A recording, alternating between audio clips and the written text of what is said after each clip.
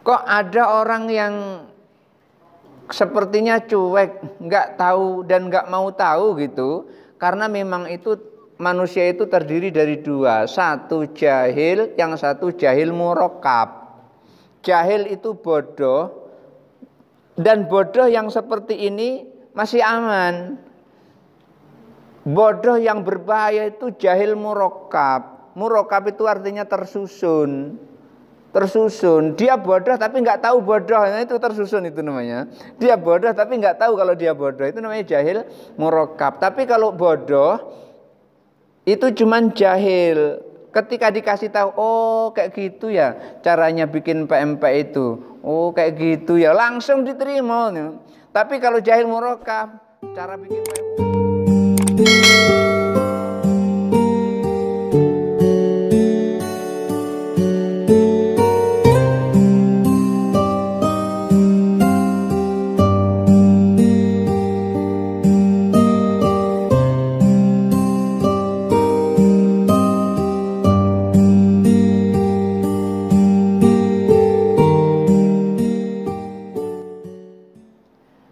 Assalamualaikum warahmatullahi wabarakatuh. Waalaikumsalam warahmatullahi wabarakatuh. Alhamdulillahi nasta'inuhu wa nastaghfiruh wa na'udzu billahi min syururi anfusina wa min sayyiati a'malina. May yahdihillahu fala mudhillalah wa may yudlilhu fala hadiyalah. Asyhadu an la ilaha illallah wahdahu la syarikalah wa asyhadu anna Muhammadan abduhu wa rasuluhu la nabiyya ba'dah. Allahumma shalli ala sayyidina Muhammad wa ala ali sayyidina Muhammad. Rabbi shrah li sadri wa yassir li amri wa hlul 'uqdatam min lisani yafqahu qawli, amma ba'du. Bapak Ibu hadirin hadirat jamaah sholat subuh Masjid Al-Muqarrabin yang dirahmati Allah. Sebuah riwayat menyebutkan, man arafa nafsahu faqad arafa rabbahu. Siapa orang yang telah mengenal kepada dirinya, maka ia benar-benar telah mengenal kepada Tuhannya. Ini yang akan kita kaji hari ini, meneruskan kajian yang kemarin dari sebuah nazam yang disampaikan oleh Syekh Ibrahim Al-Laqani. Beliau menyampaikan, fangdur ila nafsika thumma takili lil alamil uluwi thumma sufali. Fangdur sudah kita bahas bagaimana nazar itu. Kemudian ila nafsika, nazarnya kepada nafas itu sudah juga kita bahas kemarin. Setelah nazar kepada nafas, tsumman takil, kemudian berpindah lil alamil ulu, kepada alam yang tinggi, dan itu akan kita bahas kali ini. Bismillahirrahmanirrahim. Qauluhu tsumma intaqala lil alamil uluwi.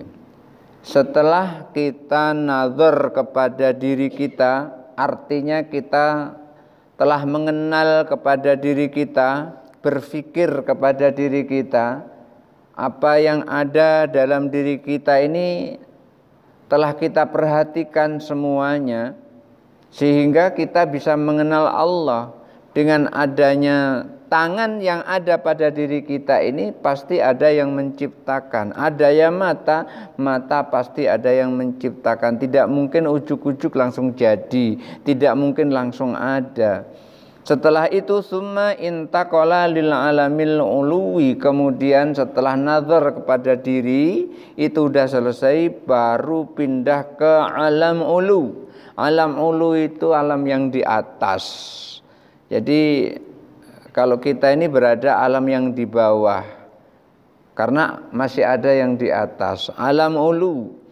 Ai tsumma ba'da nadrika fi ahwali nafsika, maksudnya adalah setelah kita nazar kepada diri kita, kepada jiwa kita, kita nazar yang Allah ciptakan untuk kita pada diri kita, karena ini yang paling dekat kepada kita, sudah kita nazar, sudah kita berpikir, sudah kita perhatikan, intaqala lin nadri, maka perhatian kita kemudian terus pindah fi ahwalil alami al-mansubi ila jihatil uluwi. Nazarnya pindah kepada alam yang levelnya adalah level yang lebih tinggi, berarti di atas kita. Sudah kita perhatikan diri kita, baru naik ke atas kita perhatikan. Apa itu alam ulu itu apa? Wal muradu bihi, yang dimaksud dengan alam uluwi, al-alamul uluwiyu, yang dimaksud dengan alam ulu, alam yang tinggi itu adalah ma irtafa'a minal falakiyati minas samawati. Itu adalah alam yang di atas berupa bintang-bintang yang ada di langit. Kan sudah ada orang yang sampai kepada bulan, kabarnya kan begitu. Walaupun kita belum pernah melihat, tapi kita pernah mendengar ada orang sudah sampai ke bulan. Bulan itu termasuk alam al-ulu, alam yang tinggi. Alam yang tinggi diantaranya adalah bintang-bintang yang ada di langit, wa kawakiba, dan juga planet-planet atau galaksi-galaksi, wa arshin, dan juga arsy-nya Allah Subhanahu wa taala yang Allah ciptakan, wa malaikati, dan juga para malaikat, itu termasuk alamul ulu wa ghairiha, dan yang lain-lain. Jadi setelah kita nazar kepada diri kita, kita nazar kepada alam ulu. Alam ulu itu yang harus kita perhatikan, kita pikirkan adalah bintang-bintang yang ada di langit. Coba berpikir, siang hari bintang itu enggak ada, enggak kelihatan bintang itu siang hari. Siapa yang nyingitin bintang itu? Kok siang hari enggak ada? Adanya kok malam hari. Malam hari muncul, siapa yang memunculkan? Maka muncul pikiran seperti itu. Terus bintang itu jumlahnya sebanyak itu, kita sendiri nggak bisa ngitung. Pasti itu ada yang menciptakan. Kita berpikir seperti itu. Wakawakib, dan juga galaksi-galaksi, gugusan-gugusan bintang. Ada kan sekelompok bintang yang ngumpul jadi satu. Pas lagi cuaca terang, kita terlihat ada bintang itu bentuknya seperti huruf K gitu, tapi ngumpul jadi satu. Bintang kecil-kecil itu ngumpul jadi satu. Itu pasti ada yang menciptakan. Wal ars wa malaikat, dan juga malaikat pasti ada yang menciptakan, dan yang lain sebagainya. Jadi setelah kita nazar kepada diri kita, baru kita nazar kepada alam yang di atas. Alam yang di atas berarti kan berada di bagian langit, yang ketika kita ndongak ke atas itu baru terlihat. Itu yang kan kalau kita bisa nazar, bisa berpikir kan kepada sesuatu yang bisa dilihat. Kalau sesuatu nggak bisa dilihat, nggak bisa untuk dipikir. Oleh karena itu, kita nggak boleh untuk berpikir tentang roh. Kita nggak boleh berpikir tentang Allah. Tentang roh saja tidak boleh, apalagi tentang Allah. Maksudnya itu adalah pada kajian-kajian yang langsung menuju kepada Allah itu sendiri. Umpamanya Allah itu kalau duduknya seperti apa, enggak boleh sama sekali kita berpikir seperti itu.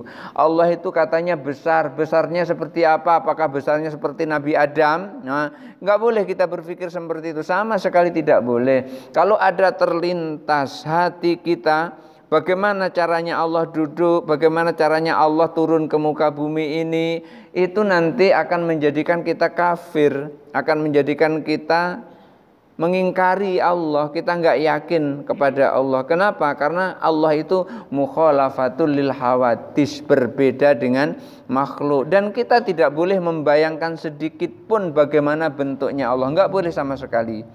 Yang jelas kita yakini Allahu Akbar, Allah itu Maha Agung, ya kita yakini bahwasanya tidak ada yang lebih besar kecuali Allah Subhanahu wa taala.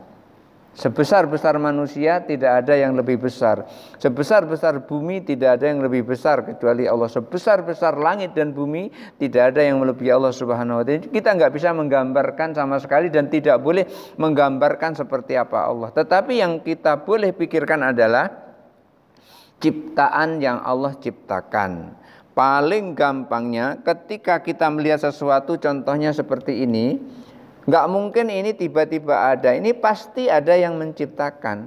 Ketika kita berpikir tentang botol ini, kita terpikir pasti botol ini ada yang menciptakan. Artinya yang menciptakan itu pasti ada. Ketika kita memikir kepada diri kita, lalu kita berpikir pasti diri kita ini ada yang menciptakan. Oh, ibu bapak kita yang menciptakan. Pertanyaan berikutnya, siapa yang menciptakan ibu dan bapak? Oh, ibu dan bapaknya. Ibu dan bapaknya, siapa yang menciptakan ibu dan bapaknya? Sampai kepada Nabi Adam, ujung-ujungnya siapa yang menciptakan Nabi Adam? Ujung-ujungnya kan begitu. Oh, bapaknya Nabi Adam, siapa bapaknya Nabi Adam? Tidak ada. Maka ketika kita nazar kepada diri seperti itu, baru nanti kita meyakini, oh ternyata kita ini ada yang menciptakan. Dan yang menciptakan itu bukan bapak dan ibu. Yang menciptakan itu adalah Allah, cuman melalui bapak dan ibu. Nggak bisa langsung salabin abrakadabrak, tadinya nggak ada ditunjuk tek langsung ada manusianya di situ. Itu nggak seperti itu. Oleh karena itu Allah sampaikan anishkurli wali walidaika. Kalau mau bersyukur kepada Allah, itu kaitannya adalah bersyukur kepada kedua orang tua. Kalau kita kepada Allah bersyukur, kepada orang tua tidak bersyukur, nggak bisa. Kenapa? Munculnya kita itu melalui orang tua kita. Kalau mau bersyukur kepada Allah harus juga bersyukur kepada kedua orang tua. Karena melalui itulah kita ada. Wasilahnya di situ, jalannya di situ. Nggak bisa kita mau ke seberang kemudian tidak melewati jembatan Batanghari. Enggak bisa, mesti harus melewati jembatan Batanghari baru bisa kita melampaui ke seberang. Wah, aku enggak mau melewati jembatan Batanghari. Aku tidak mau melangkai sungai Batanghari. Gimana caranya orang seberang letaknya di balik sungai Batanghari? Mesti, tidak boleh tidak. Bersyukur kepada Allah termasuk juga bersyukur kepada kedua orang tua. Karena itu Allah perintahkan anishkurli wali walidaika. Jadi bersyukur kepadaku, kata Allah, juga bersyukur kepada kedua orang tuamu. Jadi di sini ketika kita mau berpikir kepada diri kita, maka kita akan meyakini bahwasanya pasti ada yang menciptakan, dan yang menciptakan itu bukanlah ibu dan bapak kita. Ibu dan bapak kita itu hanya perantara. Untuk itu ketika kita mau bersyukur karena sudah diciptakan oleh Allah di muka bumi ini, maka kita pun harus bersyukur kepada kedua orang tua kita. Gimana kalau kedua orang tua kita sudah tidak ada?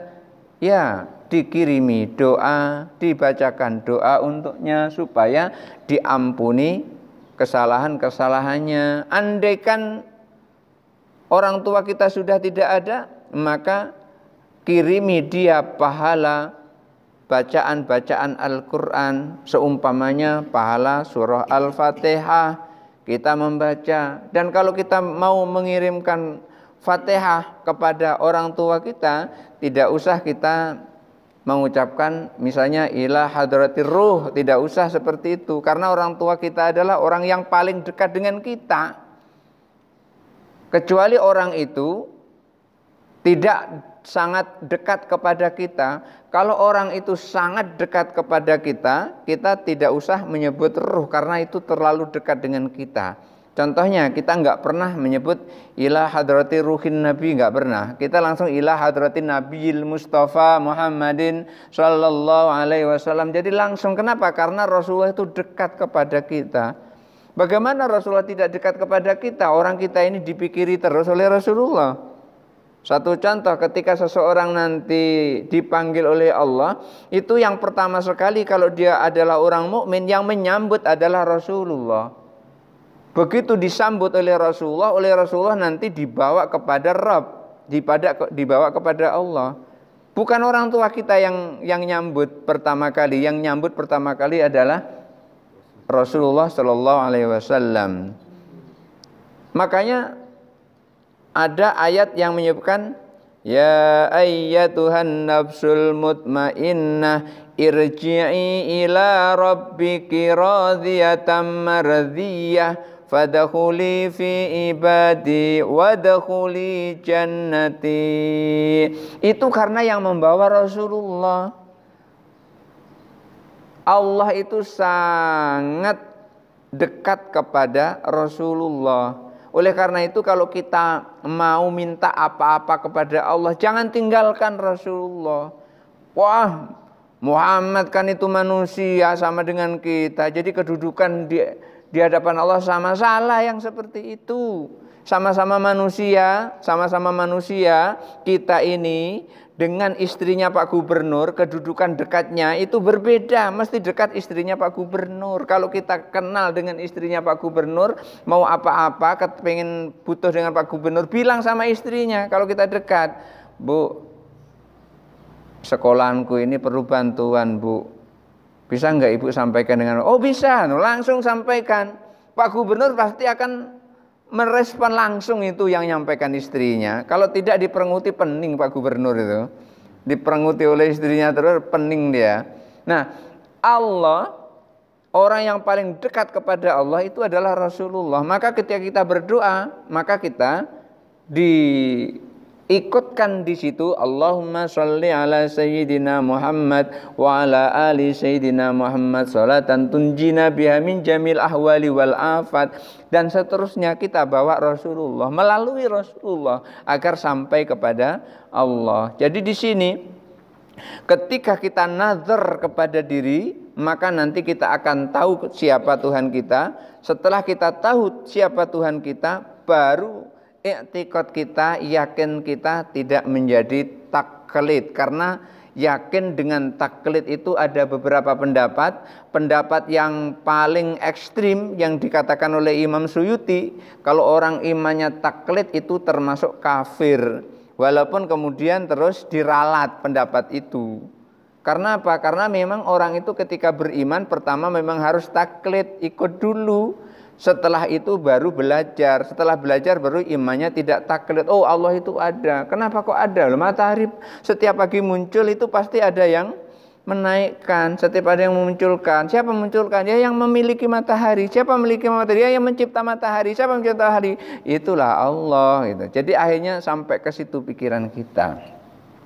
Wa qauluhu tsumma sufli. Kemudian beliau Imam Syekh Ibrahim Al-Laqani itu menyampaikan, setelah nazar kepada diri, kemudian nazar kepada alam yang tinggi, tsumma sufli, kemudian nazar ke alam yang bawah.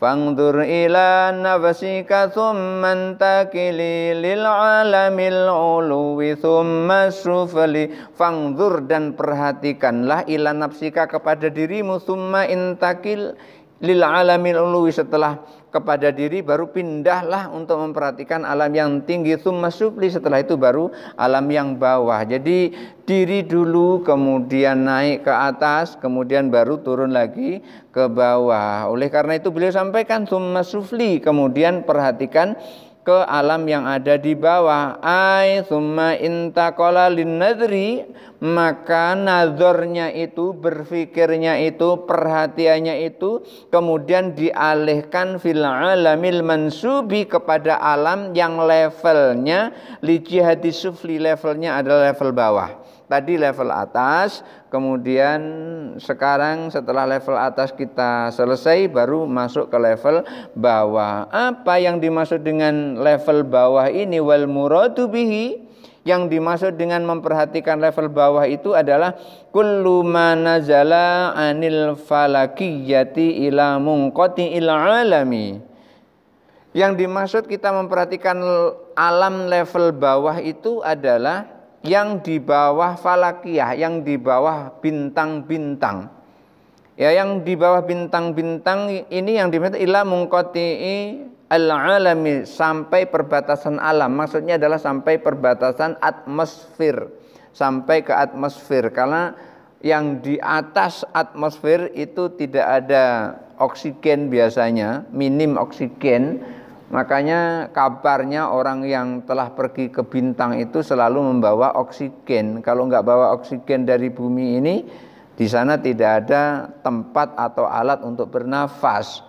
Oleh karena itu kita diperintahkan alam untuk nadhar pada alam sufli, yaitu yang di bawah bintang-bintang sampai perbatasan atmosfer. Seperti apa? Perbatasan atmosfer itu kal hawai, seperti udara. Termasuk kita ini sekarang berada di alam as-sufli, alam bawah. Karena di sekitar kita ini ada udara dan bahkan sejuk udaranya di masjid ini. Karena disetel 20 derajat. Kemarin tuh dinginian, mungkin 16 derajat kemarin.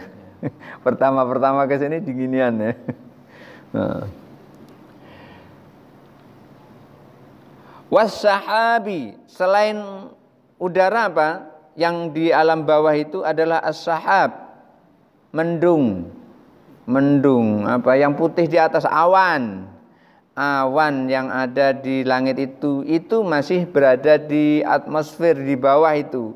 Itu masih ada oksigen yang di situ. Karena kalau kita naik pesawat itu kita melihat ke jendela pesawat itu cantiknya untuk awan kayak kapas di situ. Berarti disitulah awan itu letaknya. Kita bisa dekati awan itu dengan pesawat. Dan bahkan kalau pesawat kita ini numbur awan, seperti orang yang menunaikan ibadah haji, numbur awan, pesawatnya itu kayak speedboat ketemu dengan gelombang air, tek tek tek tek tek begitu. Itu kalau pesawat tinggi jamaah haji itu ketemu dengan awan. Dan kemarin hari Sabtu kemarin nggak bisa karena ikut tes petugas haji untuk tahun depan. Minta doanya semuanya, mudah-mudahan bisa menjadi yang terbaik karena yang dipilih cuma 1. Dari 4 orang yang dipilih cuma 1. Selebihnya kalau nggak 1 mengungguli yang lain ini tidak bisa masuk. Ya kalau nanti rezeki masuk, kalau enggak ya tahun depan masih ada lagi. Baik. Wal ard, udara juga termasuk alam sufli. Awan-awan juga termasuk alam sufli.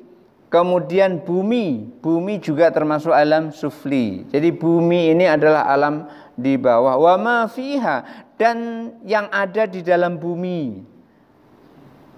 Apa yang ada di dalam bumi itu? Kal ma'adini, seperti barang-barang tambang. Emas, perak, itu kan di dalam bumi itu, enggak ada di langit tuh. Kalau di langit jatuh kena kepala lumayan. Di dalam bumi itu. Lalu kita berpikir, siapa yang menciptakan emas itu? Siapa yang menciptakan minyak di dalam bumi? Siapa yang menciptakan aspal di dalam bumi? Siapa yang menciptakan oli yang ada di dalam bumi? Itu kita perhatikan semuanya yang ada di dalam bumi itu diperhatikan. Wal bihari, dan juga laut. Laut luas itu kalau kita mandang seperti nggak ada ujungnya laut itu. Karena apa? Nggak kelihatan darat itu di sebelah, nggak kelihatan. Siapa yang ngisi air sebanyak itu? Kalau kita bisa berpikir sampai ke situ, nanti ujung-ujungnya adalah ini adalah kekuasaan Allah. Maka cara pandangnya orang yang beriman dengan cara pandangnya orang yang tidak beriman itu berbeda. Ketika orang beriman memandang laut, apa yang disebut subhanallah, maha suci Allah. Kalau dia heran, dia sebut masya Allah. Kenapa? Sangat indah. Sesekali kemarin saya pergi ke pantai, namanya Pantai Pasir Putih. Begitu naik di atas perahu, kemudian di perahu itu biasanya disediakan seperti kaca. Kaca itu karena kita nggak bisa menyelam kan, kaca itu cukup ditenggelamkan, dimasukkan ke air, baru kita bisa melihat dasarnya air melalui kaca itu. Alangkah indahnya di bawah itu, seperti ada di dalam akuarium. Siapa yang menciptakan itu kalau bukan Allah Subhanahu wa ta'ala? Wan nabati, dan juga tumbuh-tumbuhan yang ada di muka bumi ini, siapa yang menciptakan? Cuman Allah, wa ghairi dzalika, dan lain sebagainya. Maka alam sufli yang kita perhatikan seperti udara, kemudian awan-awan yang ada di langit, kemudian bumi, dan bahkan seluruh isi bumi yang berupa barang-barang tambang yang bermanfaat buat kita, bensin, petralit, petradek, dan seluruhnya itu kan asalnya dari dasar bumi itu. Laut, tumbuh-tumbuhan dan lain sebagainya.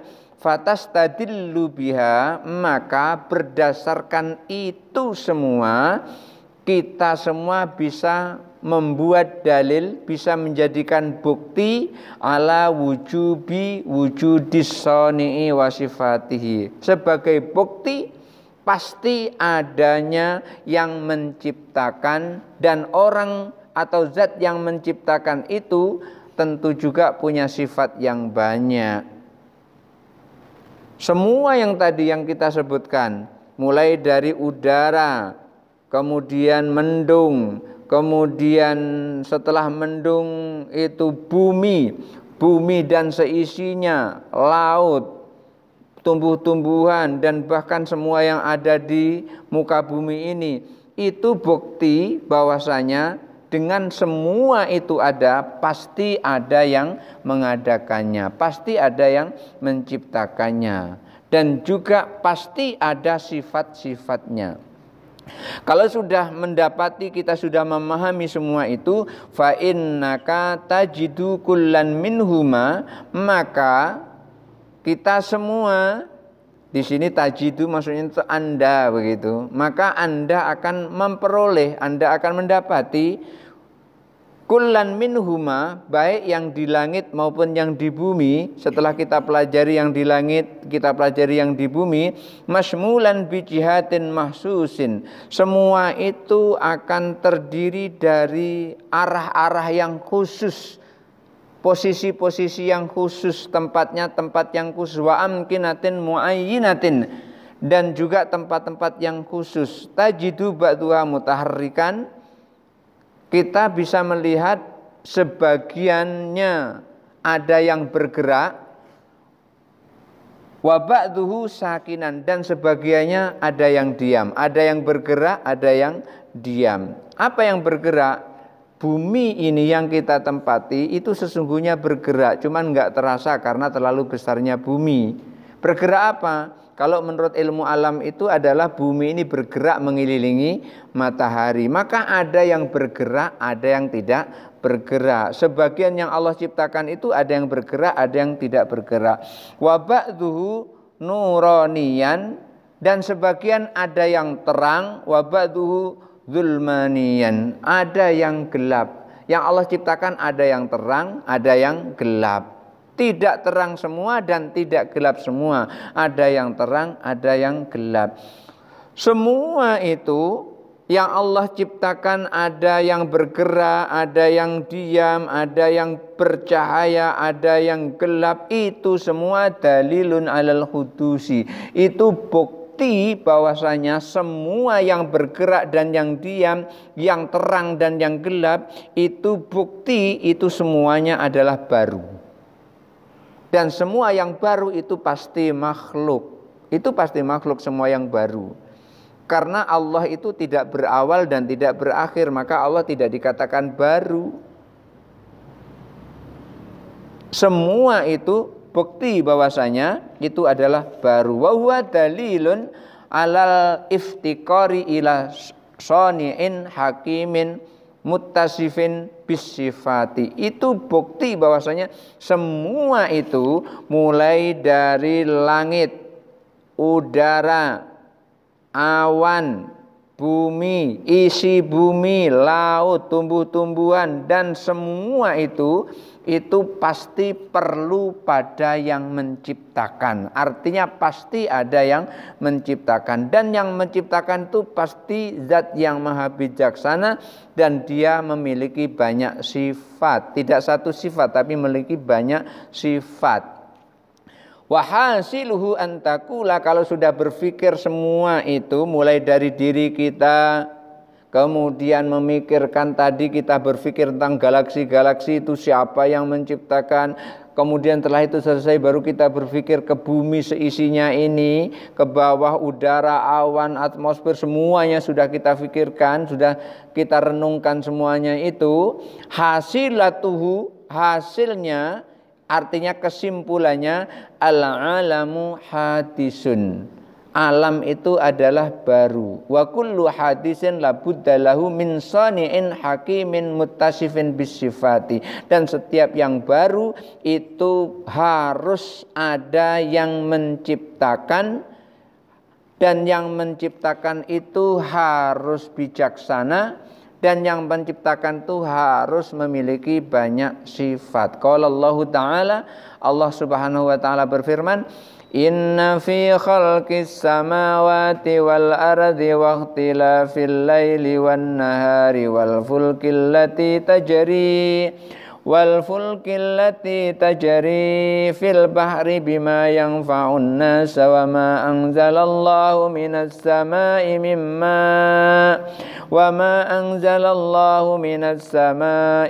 ma'in fa ahya bihil arda ba'da mautiha wa batha fiha min kulli dabbatin wa tasrifir riyahi was-sahabil musakhkhari bainas samai wal ard la ayatin liqaumin ya'qilun. Ketika beliau menyampaikan ayat ini, inna fi khalqis samawati wal ard, sesungguhnya di dalam penciptaan langit dan bumi, di dalam penciptaan langit dan bumi, ini saya buka sebuah tafsir namanya tafsir Al-Baghawi. Apa maksud dari ayat ini? Karena kita kan memahami ayat harus mengikuti ulama salaf, bukan mengikuti arti. Nanti kalau kita sekedar mengikuti arti bisa terjerumus kepada kesalahan. Contohnya kemarin tuh yang ditanyakan. Apa yang ditanyakan kemarin? Wa allaisa lil insani illa ma sa'a. Kalau artinya kan dan manusia itu tidak memperoleh apa-apa kecuali yang dia usahakan. Artinya enggak ada gunanya kita nyolatkan mayat. Karena apa? Itu usahanya orang yang nyolatkan, bukan usahanya si mayat itu. Jadi enggak ada gunanya. Berarti ayat ini bertentangan dengan perintah Nabi untuk sholat mayat. Itu kalau kita memahami ayat hanya dengan artinya. Lalu apa maksudnya itu? Ya tentu kita harus mengikuti pemahaman ulama salaf. Siapa ulama salaf itu? Di antara ulama salaf itu adalah Ibnu Abbas. Ibnu Abbas mengatakan, hadhil ayatu mansukhul hukmi. Beliau menyampaikan begitu. Ayat ini hukumnya sudah terhapus. Kalau tidak terhapus bertentangan dengan perintah Nabi untuk melakukan sholat mayat. Contoh lain lagi, ketika Nabi ingin menyolati sahabat yang meninggal, ternyata ada yang menyampaikan kalau sahabat ini punya hutang. Lalu apa kata Nabi? Sholati sahabatmu itu. Enggak mau Nabi menyolati sahabat itu karena Nabi melihat sahabat yang meninggal tadi punya hutang. Muncul Qatadah langsung naik, ya Rasulullah, aku yang membayar hutangnya. Lalu Rasulullah mau menyolatkan mayat itu. Siapa yang punya hutang? Mayat. Siapa yang membayar? Qatadah. Loh, kok nyampe amal Qatadah kepada si mayat? Ini karena apa? Ayat ini sudah terhapus hukumnya. Kenapa kok terhapus hukumnya? Karena Ikrimah, itu juga ulama salaf, sahabat Nabi, itu menyampaikan bahwasanya ayat ini wa allaisa lil insani illa ma sa'a hadza fi suhufi Ibrahim wa Musa. Ini juga ada di dalam suhufnya Nabi Ibrahim dan suhufnya Nabi Musa. Karena itu ayat ini hanya berlaku untuk umat Nabi Ibrahim dan umat Nabi Musa, bukan umat Nabi Muhammad. Ini kalau memahami Al-Quran itu hanya dengan terjemahan itu yang sering salah. Maka supaya saya tidak salah untuk menyampaikan ini, saya buka tafsir Baghawi. Barusan saya beli, ada 2 jilid. Kurang lebih harganya sekitar 340.000. Saya suka ngumpul-ngumpuli kitab-kitab seperti itu. Ternyata di situ disebutkan oleh beliau, ulama menjelaskan, di sini kenapa kok ada samawat tetapi ada ard. Samawat itu adalah jamak dari samaun. Langitnya disebutkan jamak tetapi ardunnya disebutkan satu. Padahal ardun ini juga berlapis-lapis. Kan konon kabarnya ardun, bumi ini ada lapis 7 juga. Seperti langit, lapisnya 7. Ternyata di situ disebutkan langit setiap lapis dari lapis ke-1, ke-2, ke-3, ke-4 itu tidak ada kesamaan. Lapis 1 berbeda dengan lapis kedua, lapis kedua berbeda dengan lapis ketiga, lapis ketiga berbeda dengan lapis keempat. Oleh karena itu disebutkan di sini jamak karena antara yang satu dengan yang lain berbeda. Tetapi kalau ardun itu disebutkan oleh Allah itu satu karena lapis 1, lapis 2, lapis 3 dan seterusnya itu min turabin, semuanya dari tanah. Jadi punya unsur yang sama. Sementara langit punya unsur yang berbeda antara langit satu dan berikutnya. Oleh karena itu ini disebutkan yang langit dengan bentuk jamak, yang bumi dengan bentuk tunggal. Sesungguhnya di dalam penciptaan langit dan bumi, waktila fil laili wan nahari, dan perubahan dari malam ke siang atau dari siang ke malam, wal fulkil lati tajri, dan kapal-kapal yang berjalan fil bahri, di atas laut, yang faun nasa, semua itu bermanfaat bagi manusia. Di dalam tafsir Baghawi dikatakan kenapa kok bermanfaat bagi manusia? Karena semuanya itu bermanfaat bagi manusia. Di antara kapal-kapal itu bisa membawa barang-barang keperluan yang diperlukan oleh manusia. Malam juga perlu, siang juga perlu. Karena kalau malam terus sulit untuk bekerja, siang terus nggak bisa tidur juga. Jadi kita ini perlu tidur. Jadi gini Bapak Ibu, Allah itu memang menciptakan sesuatu itu sempurna. Orang kalau tidurnya kurang itu biasanya penyakit ke dalam tubuh ini datang. Tetapi kalau tidurnya cukup dalam artian nyenyak tidurnya, maka yang tadinya itu kendor-kendor menjadi kenceng lagi, yang tadinya kekencengan menjadi pas gitu. Jadi kalau Bapak Ibu misalnya di dalam perut ini terasa kembung-kembung itu biasanya kurang tidur itu. Dan kalau kurang tidur itu biasanya akan menimbulkan penyakit yang lainnya. Oleh karena itu Allah ciptakan malam untuk memulihkan kesehatan, Allah ciptakan siang untuk menambah kesehatan. Apa kok siang menambah kesehatan? Gerak. Orang bergerak dengan orang tidak bergerak itu beda. Maka saya teringat ucapan bukan seorang ulama, tapi seorang yang sangat tua, umurnya waktu itu udah 90 tahun, tapi nggak boleh melihat cangkul. Kalau melihat cangkul pokoknya tanah yang rata menjadi bolong, tanah yang bolong menjadi rata. Yang penting keluar keringat. Maksudnya tanah yang dia miliki. Namanya Mbah Haji Harun. Dia punya prinsip, kalau gerak keluar keringat, enak makan, enak tidur, sehat. Itu dia prinsipnya. Kalau orang itu gerak, terus keluar keringat, enak makan, enak tidur. Tetapi kalau saya perhatikan, malam itu beliau zikirnya itu lama zikirnya.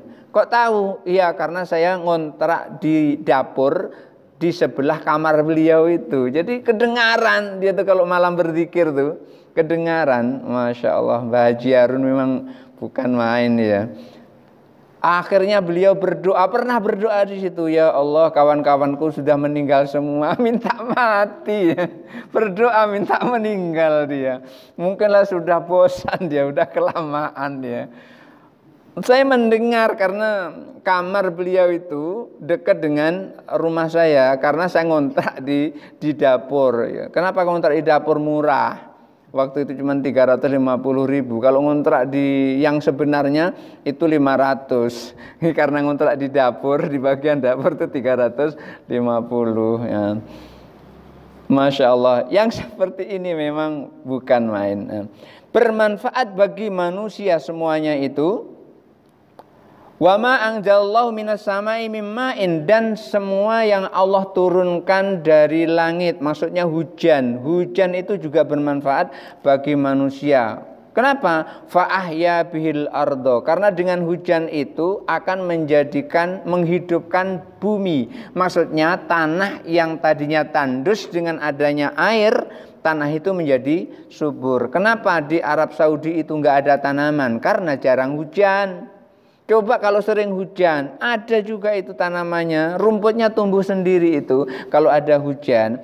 Ba'da mautiha, setelah dia mati, maksudnya tandus. Jadi tanah itu kalau tandus, disirami air terus akan menjadi subur. Wa batsa fiha min kulli dabbah, setelah subur tumbuh dengan tanam-tanaman, rumput-rumput, kemudian Allah menyebarkan binatang-binatang melata seperti kambing, rusa, semuanya itu Allah yang menyebarkannya itu, Allah yang menjadikannya itu. Wa tasrifir riyahi, dan Allah juga menggerakkan angin, wasahabi, menggerakkan mendung. Mendung berjalan itu Allah yang menggerakkan. Wal musakhkhari bainas samai wal ard, dan yang menundukkan semua yang ada di antara langit dan bumi. La ayatil liqaumi yaqilun, ini adalah tanda-tanda bagi orang yang berakal. Artinya kita disuruh nazar karena Allah kasih kita akal. Dengan akal inilah artinya kita tidak boleh, wah kan ada wahyu, akal tuh nggak boleh digunakan. Kan ada wahyu, justru dari wahyu ini Allah perintahkan supaya kita menggunakan akal. Imam Syafi'i bagaimana cara menentukan orang yang haid itu paling lama sehari semalam, paling cepat sehari semalam, dan paling lama 15 hari. Kenapa Imam Syafi'i menentukan seperti itu? Karena Imam Syafi'i menggunakan akalnya. Gimana cara menggunakan akalnya? Diteliti semua orang. Oh, ternyata dari semua yang diteliti, yang paling cepat adalah sehari semalam kalau wanita itu datang bulan. Dan yang paling lama itu adalah 15 hari. Oleh karena itu, yang namanya datang bulan adalah secepat-cepatnya sehari semalam, selama-lamanya 15 hari. Kalau lebih dari itu, berarti itu adalah damul istihadhah, darah penyakit. Di mana bisa mengatakan seperti itu Imam Syafi'i? Itu dari akal yang Allah berikan kepada beliau itu. Oleh karena itu dikatakan la ayatil liqaumi yaqilun, tanda-tanda bagi orang yang berakal. Barangkali sampai di situ saja dulu penjelasan kita kali ini. Mudah-mudahan ada manfaatnya. Kalau ada yang mau bertanya dipersilahkan, nanti tolong dicatat Ustaz Hafid. Baik Bapak Ibu yang dirahmati Allah Subhanahu wa taala. Luar biasa kita pada sore hari ini masih sebagai satu topik, yaitu tentang alam ciptaan Allah Subhanahu wa taala. Ada alam ulwi dan ada alam sufli ya. Kita banyak lebar dan akan juga menjelaskan ada ayat-ayat juga yang berhubungan dengan alam tersebut. Dan sekarang kita masuk ke sesi diskusi dan menjawab di tempat kita. Kami silakan kepada Bapak Ibu yang mau bertanya boleh seputar materi ini dan boleh juga masa-masa yang lain. Insyaallah Ustaz kita bisa menjelaskannya. Jadi ada ibu silakan bisa bertanya. Ya cukup. Oh, cukup ya.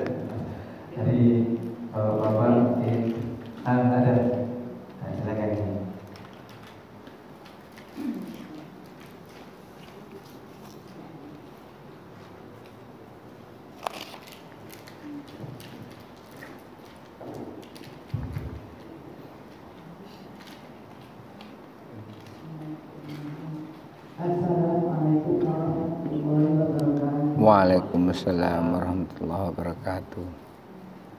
Yang saya tanyakan tadi, kita berdoa, kita menginginkan amal kepada Ruh, tidak khusus pasti ke Ruh. Sedangkan sebelum kita Al-Fatihah, kita baca ilah Nabi Muhammad SAW sebelum Al-Fatihah. Kemudian semua ikut ilah Ruhi Umina Suka ilah Ruhi Al-Fatihah. Nah itu gimana ya saya benar tidak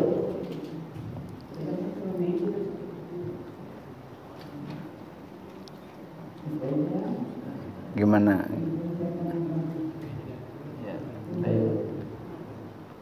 Jadi pertanyaan Ustaz tentang masalah kita kirim surat Fatihah. Surah Fatihah. Surat Fatihah tadi Ustaz menjelaskan kalau kepada Nabi itu tidak disebut ruh, tapi kepada ibu dan bapak kita masih ada pakai kalimat ruh gitu ya. Nah itu gimana Ustaz? Oh gitu. Dan berapa ya sebenarnya? Gitu, Ustaz. Iya.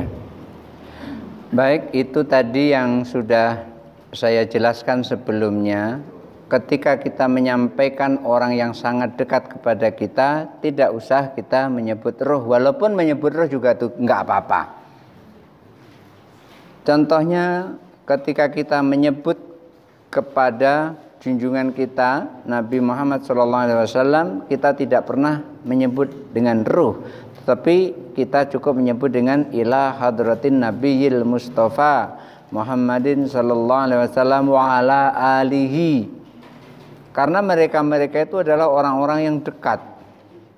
Demikian juga kepada orang tua kita. Orang tua kita itu walaupun dia sudah meninggal, hakikatnya nggak meninggal, karena masih ada terus dalam hati itu, dan bayangannya nggak pernah terlepas dari hati itu. Ketika kita membayangkan itu masih nampak wajahnya itu, senyumnya masih nampak, pada saat dia marah kepada kita masih nampak, pada saat dia senang kepada kita masih nampak. Itu karena dekat kepada kita. Saya pernah punya kawan dan kawan itu sudah meninggal. Itu kalau kita nggak lagi ngingat tuh nggak ingat dengan dia. Kecuali kalau kita lagi ngingat baru ingat. Tapi orang tua kita itu setiap kali kita sholat itu sering ingat kepada orang tua kita. Oleh karena itu, apakah itu setelah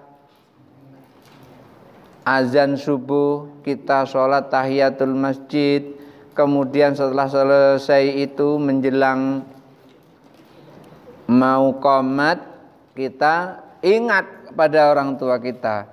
Ila hadrati, orang tua kita sebut ila hadrati, langsung sebut, tidak ila ruh, tidak, tetapi ila hadrati, kehadapan. Artinya gitu, kehadiran. Hadara itu kan hadir artinya. Jadi kan ila hadrati Nabi berarti kita menghadapkan ini kepada Nabi. Kalau ila hadrati ummi umpamanya, kepada ibuku misalnya, kehadapan ibuku. Terus disebut umpamanya namanya sebut atau tidak sebut, yang namanya ibuku itu udah nggak kemana-mana lagi, kecuali kalau lahir dari dua rahim, nggak tahu saya. Tapi biasanya kalau lahir itu dari satu rahim, tidak ada dua rahim itu. Ya mungkin ada mungkin ya, karena belakangan ini canggih, ada namanya bayi tabung. Bayi tabung ini emaknya lain, yang mengandung lain pula itu, yang mengandung lain pula itu. Tapi benihnya kemudian asalnya itu dari orang yang berbeda daripada yang mengandung. Nah, ketika kepada orang tua, karena orang tua itu adalah dekat, maka karena dekatnya orang tua kepada kita itu, kita tidak butuh dengan menyebut ila ruh, tetapi cukup kita menyebut dengan ila hadrati.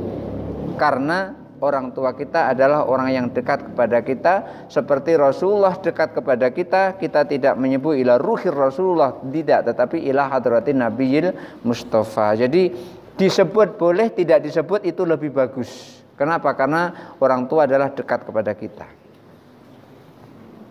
Jadi kan selama ini kita ya lalu ini lebih baik tidak dijemput daripada dijemput kuliah.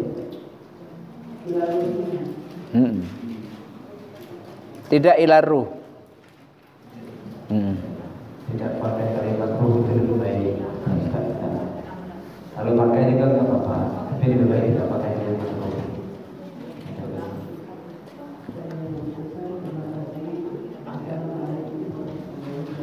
Waalaikumsalam warahmatullahi wabarakatuh.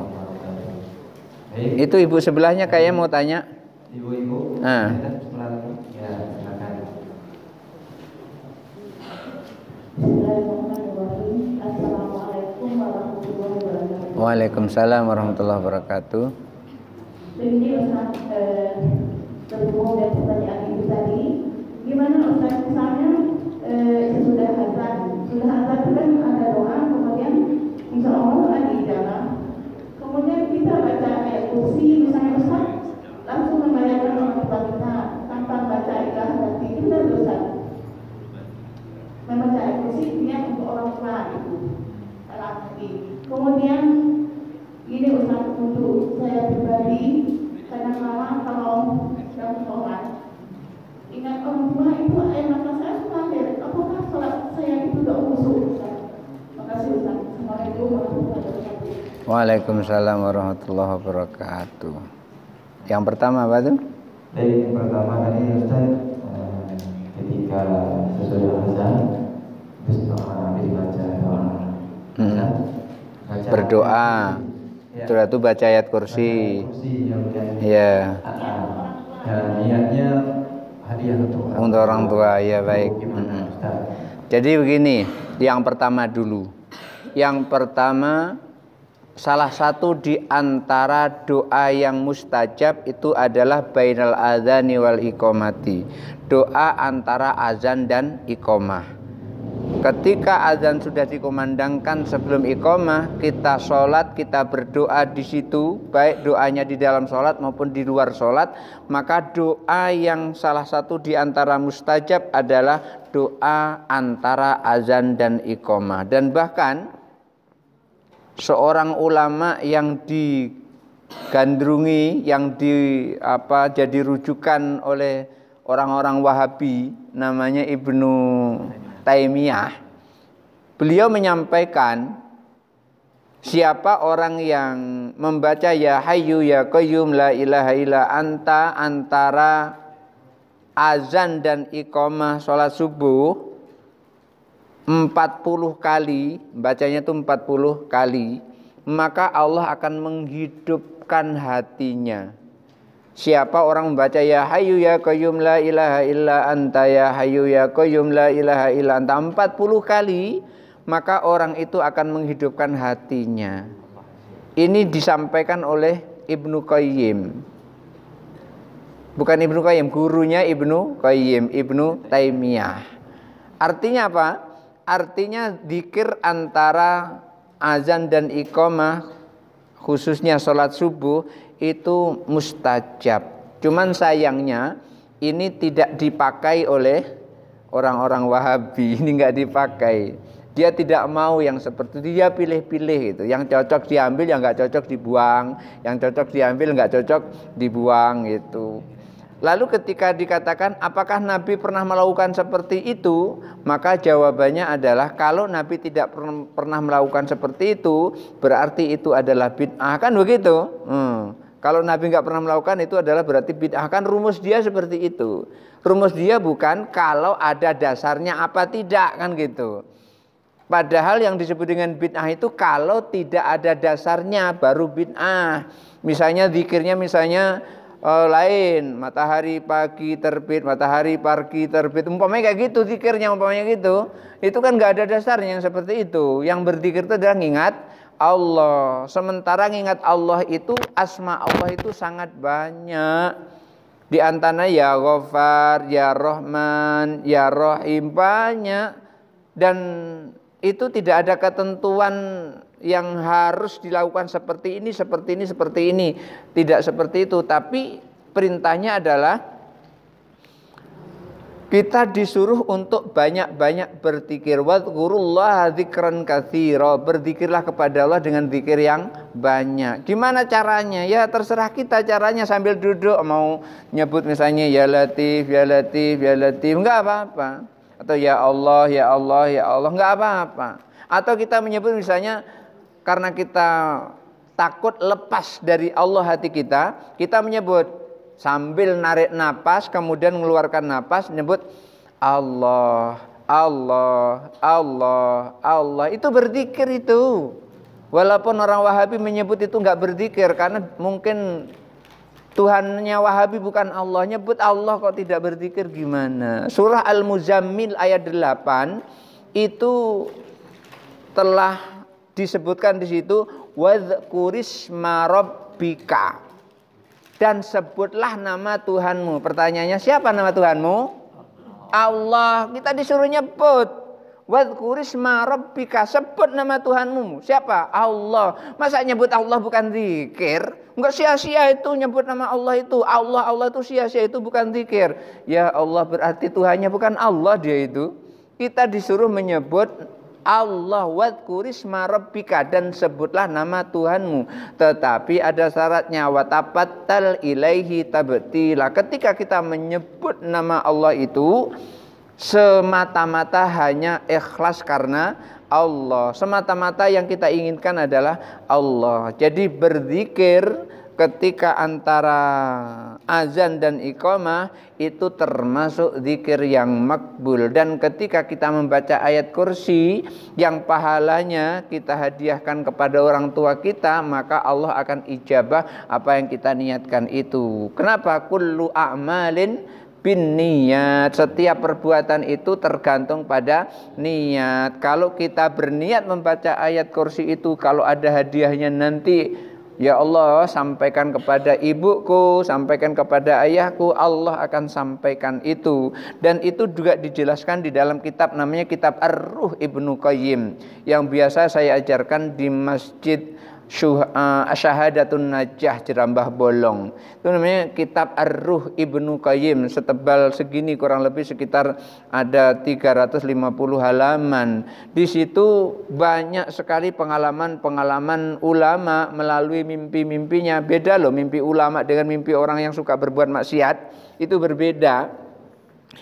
Ulama di situ ketika dia bermimpi, maka mimpinya itu sering benar. Kenapa? Karena ulama itu kalau tidur tidak langsung ngosor gitu aja. Kalau tidur, ulama itu biasanya dia diawali dengan berwudu, diawali dengan sholat, kemudian setelah itu baru tertidur. Oleh karena itu Rasulullah itu kan sebetulnya menginginkan sholat isya itu di akhir waktu. Itu untuk apa? Supaya sudah ngantuk habis sholat langsung tidur gitu. Maksudnya begitu, sudah sholat langsung tidur, jadi nggak ada aktivitas lain. Jadi setelah berzikir langsung tidur. Lah sementara kita ini habis sholat masih kemana-mana kan gitu, masih kemana-mana. Oleh karena itu sholat di awal waktu itu bagus, tepat, bagus. Sholat itu di awal waktu itu bagus, sholat pada waktunya itu bagus. Yang lebih bagus lagi di awal waktu, tapi tidak semuanya di awal waktu. Contohnya ketika zuhur terlalu panas, maka Rasulullah anjurkan supaya nunggu dingin. Nunggu dinginnya itu apa? Nunggu dinginnya itu adalah seukuran orang yang paling jauh masuk masjid itu, yang biasa sholat di masjid itu datang, kira-kira berapa lamanya, itu ukurannya, ukuran lamanya itu, sehingga nanti bisa berkumpul semua. Kenapa? Kalau zaman dulu mau pergi ke masjid kan sering jalan kaki, paling kuat itu kan naik kuda. Kalau panas kan mereka kan terhambat untuk berangkat, itu seperti kalau hujan lebat seperti itu. Jadi tidak semua sholat zuhur itu harus di awal waktu. Bisa juga sholat zuhur itu nunggu cuaca dingin, dan nunggunya itu seukuran jamaah yang biasa di situ paling jauh datang.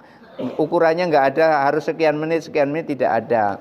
Nah, jadi di sini ketika kita menghadiahkan sesuatu untuk orang tua kita niatkan, karena setiap amal itu bergantung kepada niat, maka akan sampai kepada yang kita kirimkan itu. Selanjutnya apa?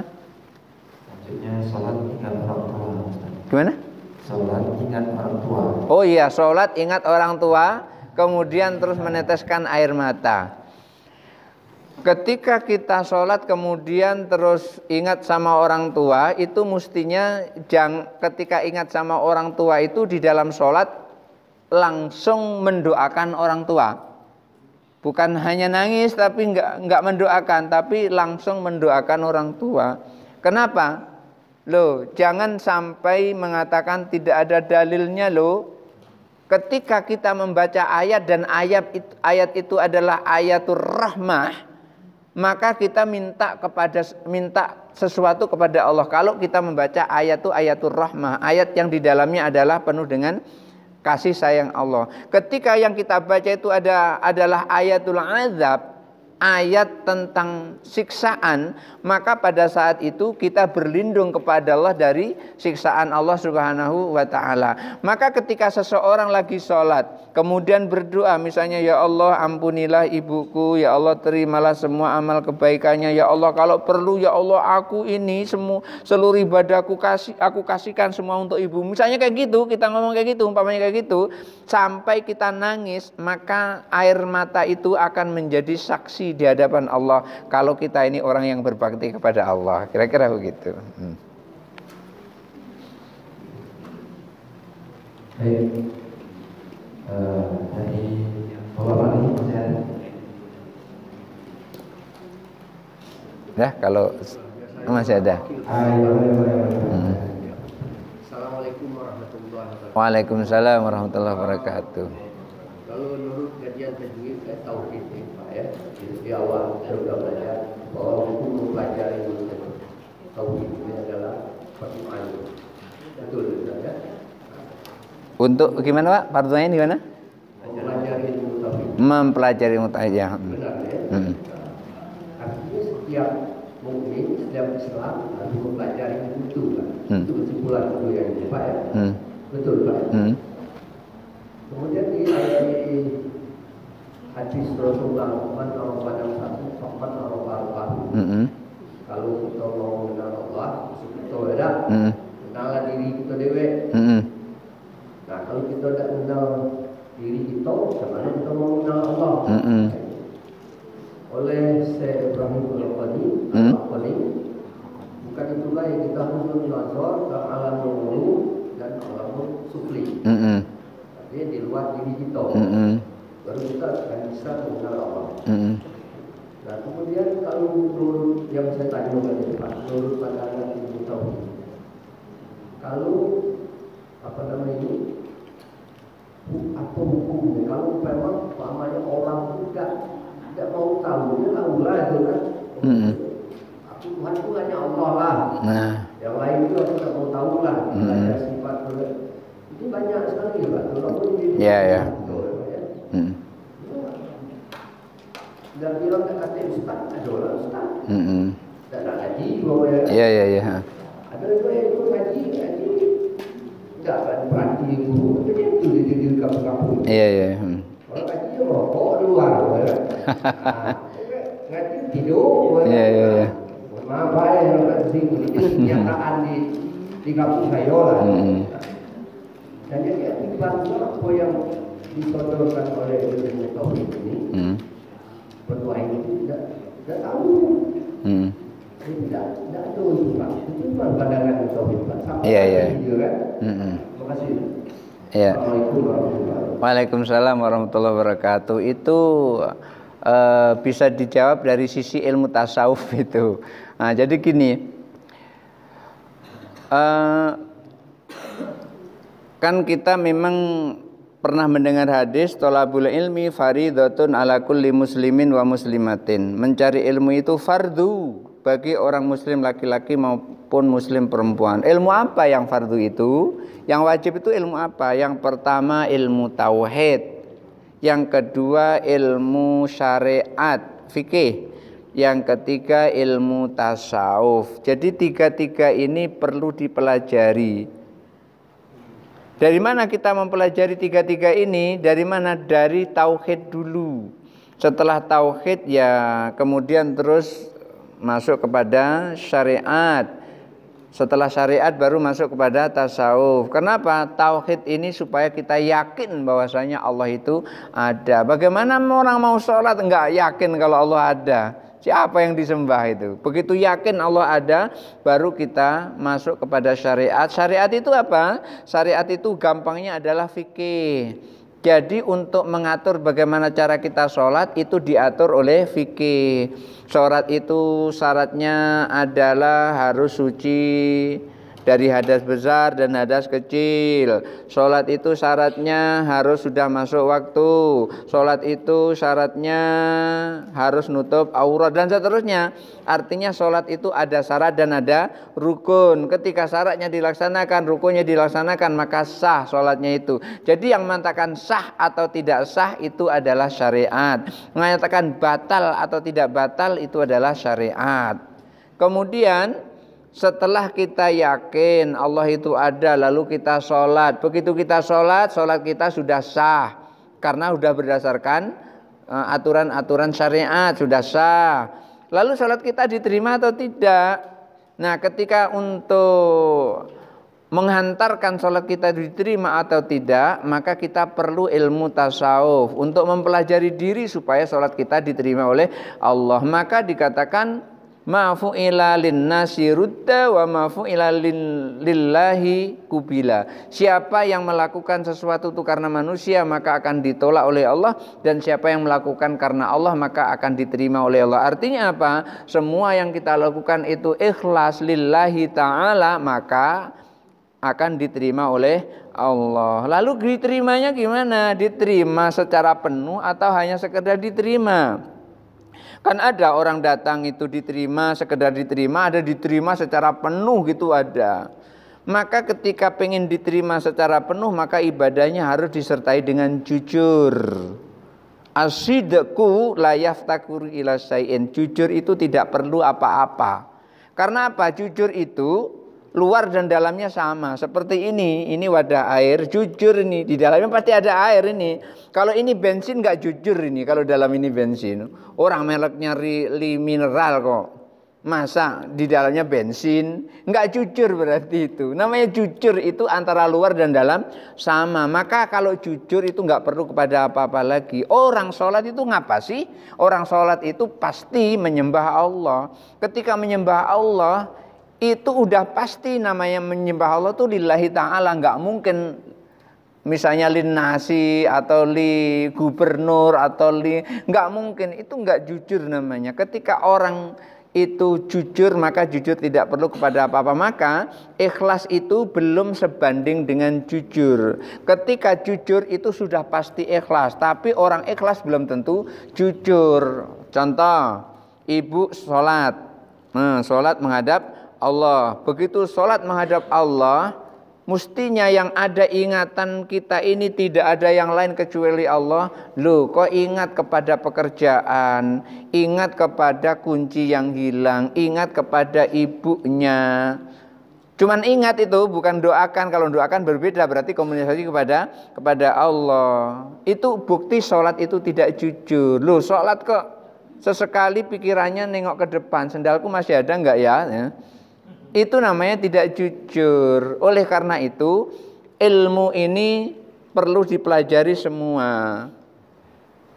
Tauhid perlu, fikih perlu, tasawuf juga perlu, supaya menghantarkan sholat kita, ibadah kita bisa diterima secara penuh oleh Allah. Kemudian kok ada orang yang sepertinya cuek, nggak tahu dan nggak mau tahu gitu. Karena memang itu manusia itu terdiri dari dua. Satu jahil, yang satu jahil murakkab.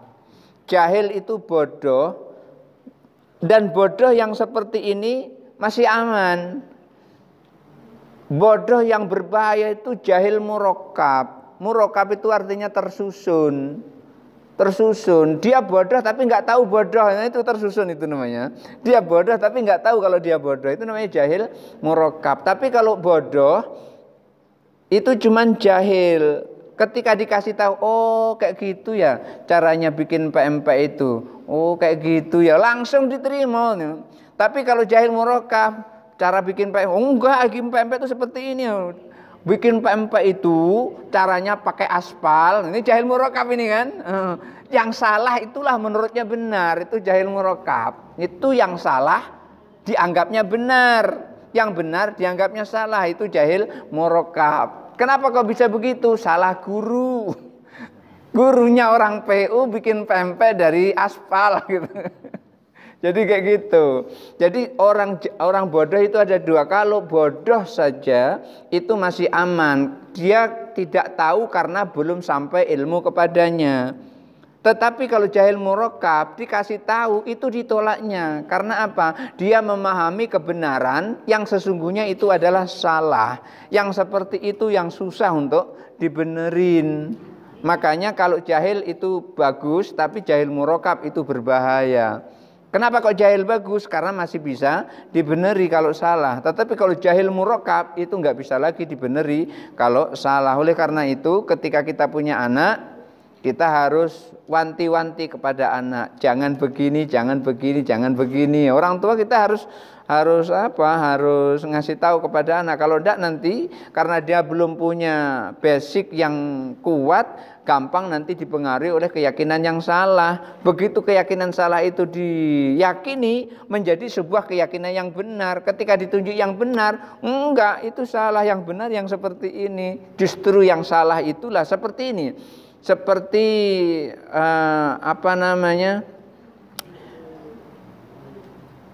ada binatang yang suka makannya lalat. Nah, seperti lalat. Lalat itu dikasih tahu umpamanya ini lalat hijau nih ya, lalat hijau nih. Ini lalat hijau. Ini tai kambing, tai kerbau ini enggak enak. Yang enak tuh yang ini. Ini kue lapis ini lebih enak daripada tai kambing. Dia milih tai kambing itu. Kenapa? Menurut pendapat lalat hijau tadi, kotoran kambing, kotoran kerbau itu lebih enak daripada kue lapis gitu. Jadi seperti itu, jahil murakab itu seperti itu. Diomongi jangan makan kotoran kerbau, masih tetap makan. Di sini ada makan enak nasi gitu, nasi yang didapat dari rumah makan sederhana, malah pilih yang dia tuh, malah pilih itu. Itu kenapa? Itu namanya jahil murakab. Jadi orang yang seperti itu ada dua, satu jahil murakab. Ketika dia mungkin ketika ada pengajian justru dia ngerokok di luar, itu mungkin dia baru jahil saja. Ketika diomongi, oh iya itu berarti dia jahil saja. Tetapi ketika diomongi yang benar tuh yang rokok di luar sini, bukan ngikuti pengajian, nah itu namanya jahil murakab. Ketika diomongi gampang itu berarti jahil. Tapi ketika diomongi justru yang salah itulah dianggapnya benar, itulah namanya jahil murakab. Barangkali itu saja dulu. Baik, Bapak Ibu. Ya Ustadz, tutup dengan doa. Alhamdulillah ya, siang Pak ini kajian kita hari ini kita cukup sampai sini dulu untuk berkahnya. Langsung. Untuk berkah kajian kita pada sore ini untuk kerjasama. Alhamdulillah Bismillahirrahmanirrahim. Alhamdulillah Rabbil Alamin. Allahumma salli ala Sayyidina Muhammad wa ala ali Sayyidina Muhammad. Allahumma ftah hikmataka wa nasur alaina rahmataka ya zal jalali. Amin. Allahumma inna nas'aluka ilman nafi'an. Amin. Wa rizqan wasi'an wa Amin. mubarakan. Allahumma Amin. jam'ana hadza jam'an marhuman. Amin. Wa tafarruqana Amin. Rabbana atina fid dunya hasanah. Amin. Wa fil akhirati hasanah wa qina adzabannar. Amin. Wa sallallahu ala sayyidina Muhammad wa ala alihi wa sahbihi ajma'in. Amin. Walhamdulillahi rabbil alamin. Terima kasih kami ucapkan kepada Baik Bapak Ibu hadirin yang dirahmati Allah Subhanahu wa taala. seperti juga di Masjid Al-Muqarrabin sini, di Masjid Nurul Hasanah, kalau terakhir seperti ini Pak Lohot yang saya mohon untuk berdoa. Jadi dibagi-bagi gitu. Dan beliau sangat membantu ketika meminta saya ngisi pengajian di masjidnya setiap hari Minggu ganjil di Sungai Kambang. Setiap hari Minggu ganjil. Jadi barangkali itu saja dulu yang bisa sampaikan untuk pagi ini. Mudah-mudahan ada manfaatnya.